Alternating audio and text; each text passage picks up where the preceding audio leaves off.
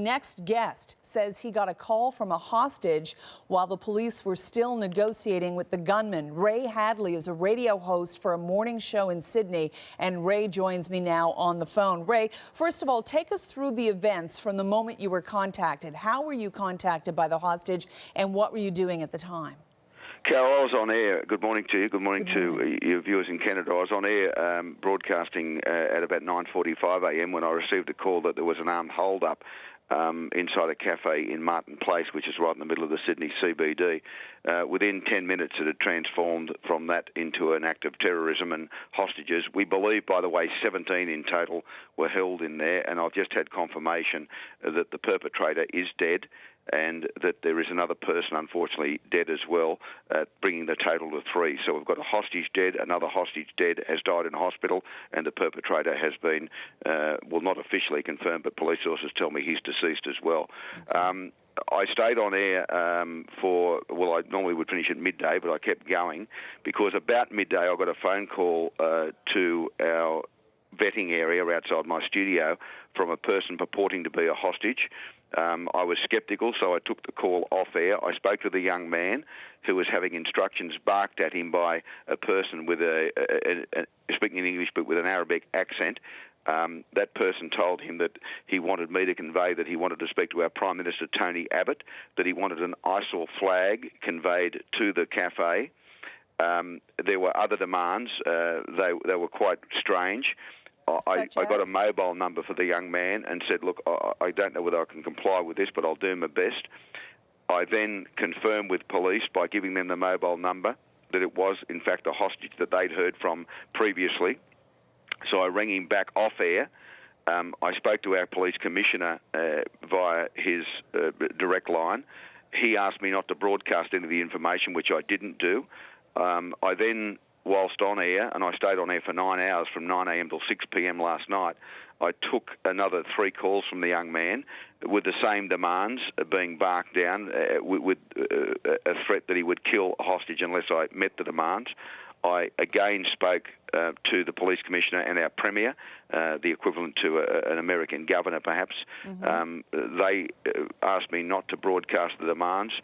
They then sent a police negotiator to our studio, and the police negotiator then, as I stayed on air, started to take the calls from not just that hostage, the young man, but then other female hostages who were inside the Lint Cafe, and that continued on. And of course, then we got to around 2:15 this morning, our time, on a Tuesday morning, when it was obvious that a gun was being held against a hostage by the perpetrator, and police had no other option but to enter the premises under gunfire. The hostage was shot, killed by the perpetrator, who I believe was then shot by police. Gunfire was exchanged as he was being shot. Other people were hit, including a police officer who's been grazed. Michael's right, there are 3 people in Royal North Shore who will recover. There are 2 people, I believe, in another hospital called the Royal Prince Alfred Hospital across the other side of town, in a critical condition, and one of those people, I believe, has died, as well as the person who was shot inside the cafe. This is a lot of dramatic information for our audience, as you can imagine. I mean, we've been watching a lot of this live or sometimes not live because certain information has been kept private until this moment. But so you're telling me that you were on the air hosting this show, in contact with the gunman, with a hostage as an intermediary, and police negotiators were negotiating the situation right alongside of you at one point in the studio? Well, yeah, no, well, as you'd appreciate, in a radio studio sense, they were just outside the studio in an area where my producers would normally sit. And it became, I've been doing this for 30 years and I've never been in this position before, so it became, I'd also received a phone call, which I didn't mention, from a lawyer friend of mine whose sister was inside the cafe, so it became quite personal. That I do my level best to get this matter resolved, and so I'm not a negotiator, I'm a radio host, and so that's when I spoke with the commissioner and said I really needed some help because I didn't know if I was pressing the right buttons, if I was saying the right things to the young man phoning me. What did you say to the young man phoning you? Well, he told me he's 23 and I have a son who's a police officer who's 25, so I pretended I was talking to my son. and I was just saying, "You okay, mate?" You know, just say. And he was very calm and he was very rational. And at one time, he got quite frustrated with the perpetrator. And I said, "Just explain exactly what he wants me to do." And I was told by police at that stage, in a quick phone call, to keep them on the phone as long as I could and be calm and rational. And he got quite short, the young man. He said, "Look, Ray wants to know what you want specifically. Outline what you want." And that's when he told me that he wanted an ISIL flag via the hostage, and he wanted 5 minutes of the Prime Minister's time. And he wanted, particularly, this is the other thing I didn't mention, the government at this stage had not said it was a terrorist act, and he wanted it known that this was a terrorist act by someone supporting ISIL or ISIS. He wanted that known. And I conveyed that to police. So I pretended I was talking to my own children. I've got 4 children, my son, about the same age, and the young man responded to it, and he knew of me. I would think that he probably listened to another radio station, probably some FM music or something, but he knew of me, and we were talking in general about his welfare, and he told me that a colleague of his was quite ill beside him and she needed to be evacuated.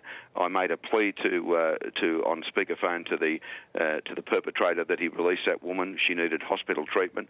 I then repeated that plea on air, but I didn't reveal any parts of the conversation off air with my audience, and I didn't go public with it until police gave me the okay sometime later. Yeah, so your public didn't know any of this was going on. At the same time, how did police instruct you when they were involved in this, instruct you to keep the conversation going without saying, yes, we'll set up an interview with Abbott or we'll bring over the ISIL flag? Well, it was over 3 phone calls, and what I was doing was taking extended breaks. We normally take 2.5-minute commercial breaks. We're a commercial radio station, and at one stage I said, look, I've got to take a private phone call, and I went off air for 4.5 minutes. And came back and apologised to my audience. And then at a later date, much later in the afternoon, when police gave me the okay, I revealed that I had been talking to a hostage, but now police negotiators had taken that over. I also ascertained through the afternoon the name of the hostage taker. And you mentioned, and Michael mentioned, this man's on bail. We have new bail laws in the state of New South Wales enacted by a Conservative government, and they should hang their heads in shame. This man should have been in custody. He was on bail for being an accessory to the murder of his former wife before and after the fact. He was on bail for sex charges when he was a so-called spiritual healer.